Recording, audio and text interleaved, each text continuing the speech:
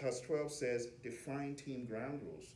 So, what are ground rules? Do you remember those from way back? Expectations. There you go, do's, don'ts, expectations, and penalties, but not in a bad way. There was a group of folks I was training at Yale University, a class similar to what we're doing. It was project management.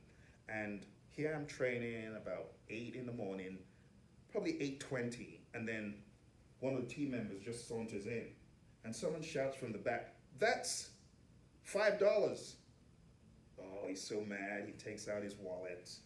Yeah, he's moaning all the way, and he takes out the money and throws it in and curses. And someone says, "That's another 5." So he's so mad. His name is John. John is not my buddy. John got so mad, but he had to part with $10, all in good faith and jest. But he was penalized because he violated on 2 counts. And what do they use that money for? Pizza parties, little get-togethers and stuff with a team. And that's why PMI is saying ground rules. Ground rules are good. And when you do it in a fun way, some teams do silly things like you come late, you're going to stand on one foot for 10 seconds, or you're going to sing a silly song. And while people feel this is dumb, it bonds the team. Like whenever I see those folks at Yale, I can say, "Remember the time John came late to class?"